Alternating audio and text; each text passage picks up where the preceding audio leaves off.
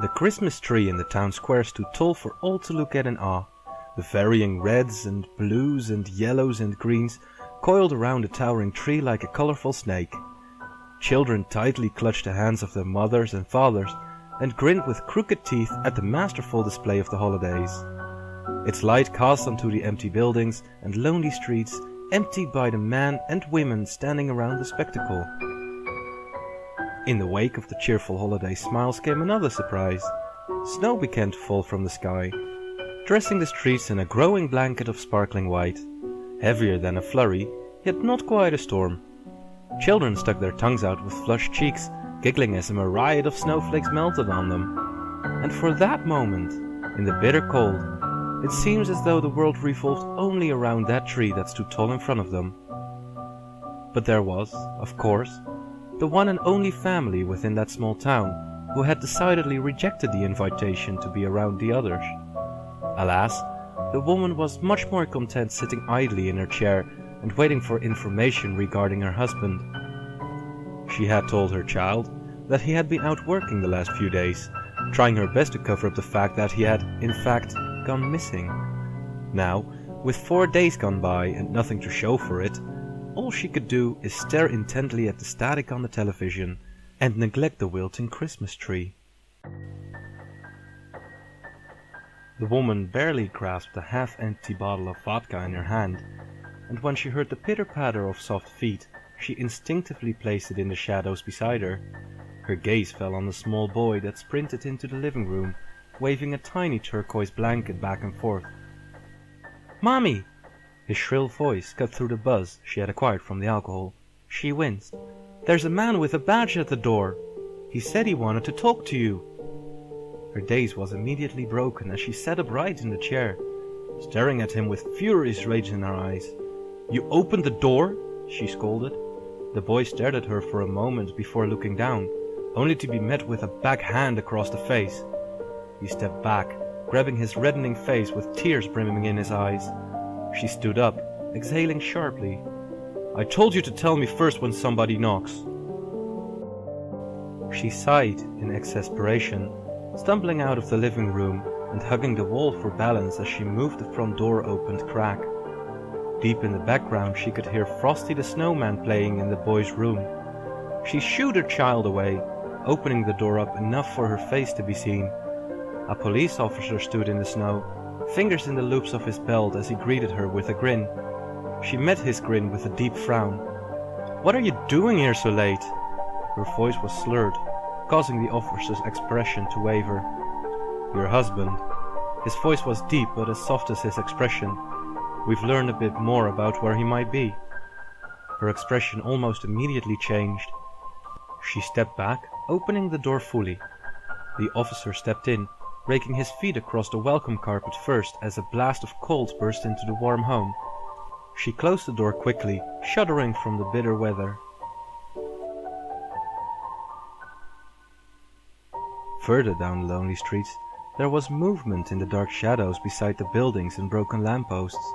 A figure walked through the darkness as if it was their home, the hood on his head further veiling the person's face from view of the naked eye. The being walked slowly, as if savoring the bitter cold that surrounded them, as pitch-black boots left prints in the thin blanket of snow. The figure began to speak with the voice of a delicate man. It was a whisper, with the softness of an enthralling lullaby. However, there was a clear malevolence within his undertone. The soft noise sung at a slow pace. "It's the most wonderful time of the year." Nobody was around to hear the man's enchanting voice.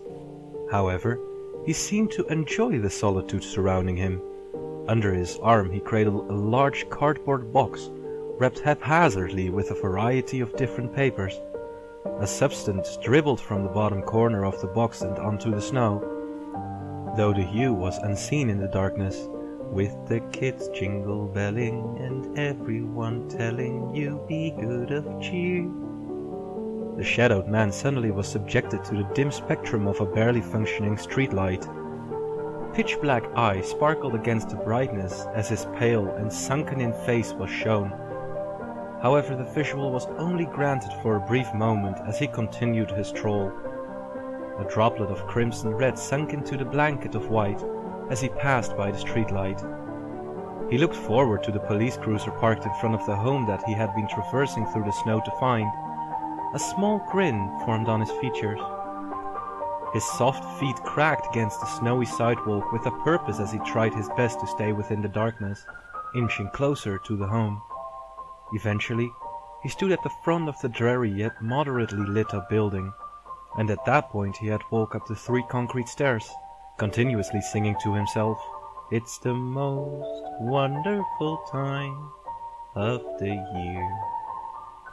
He placed the box down at the top step, adjusting the large ribbon that had been placed on it. He stood up, his grin growing from ear to ear as the light washed over his face. A large and jagged scar ran from just beside his eye all the way to his lower jawline. He lifted his clenched fist up, rapping it on the door a few times. He waited a moment before turning around, quickly slinking back into the shadows before the door was opened. The woman had taken her place back in the reclining chair. The officer stood awkwardly as he explained the current situation to her, purposely ignoring the stench of alcohol in her breath and darting his gaze away from her half-closed eyes. She pushed her bottle of vodka back behind the chair as she listened as intently as she could to the man. She nodded slowly. "So you found his car?" The officer solemnly nodded, granting her another faint smile. "Yes, on the outskirt of the town, hidden in the trees." He looked away from her fully now and glanced at the Christmas tree that had shed so much of its pine needles due to malnourishment. "We don't know why it's there, or where he ran off to, but it's a start. They have the K9 unit sniffing for any abnormal scent right now." The wife took solace in that knowledge. Her husband possibly being okay was better than the uncertainty she had been facing. As is van Q, the little boy ran out to the living room once again, practically jumping from the balls of his feet. "I heard a knock, Mommy," she sat up with a sigh. "I didn't open the door this time, Mommy, I promise." She pushed past him, walking down the hallway with the police officer behind her. She opened the door, only a crack at first, checking to see if anyone was actually there. She saw no person, but a large gift placed at their doorstep. With a raised eyebrow she opened the door, glancing to the various different wrapping papers used to wrap around the outside of the box. The officer eyed the present closely before his expression changed. Great concern washed over him as he stepped in front of her with a nervous chuckle. Let me open this first. Probably just some pranksters again." He stepped outside and took out his box cutter, getting onto his knees as he drew in a deep breath. This wasn't the fault of any teenage pranksters. He had been in the force long enough to know exactly what this was. With great caution, he took the ribbon off and tossed it aside, pressing the blade into the wrapping paper and through the top of the box. He ran the knife across until he was able to open the top with ease. As he opened it, he drew back quickly, covering his mouth as he fought the urge to vomit. The present had been even worse than he imagined it to be. Curiously, the wife took a look inside. Her expression distorted into shock as she let out a blood-curdling scream that echoed across the darkened sky. She hugged the wall as the little boy ran to the noise. "Mummy, what's wrong?" But she didn't respond, simply falling to her knees as she sobbed into her hands. The boy placed a small hand onto her shoulder. "Mummy?" The child moved to take a glance at the contents of the present. However, the officer stood up quickly and covered the boy's eyes, drawing him back as he stared inside the box in terror. Inside of the box was a severed head, submerged to the chin in its own pool of blood. The man's hair had been matted with the substance, and his eyes were wide, almost alive with terror. His mouth hung open, and his face was riddled with cuts and bruises. A scar ran from just to the right of his eye all the way down across his cheek to his lower jawline. On top of his head was a Santa hat tainted with droplets of blood. The officer pushed the child back to his mother, who held onto her with a confused expression on his face. The officer barely stood on shaky legs, holding a ripped piece of the wrapping paper and staring at it. It seemed that the legends were, in fact, true. He stared at the sticker that had been stuck to the wrapping paper, a still image of Santa waving his mitten to the person looking. To the fortunate family, from SiriusNightshade. I'm here.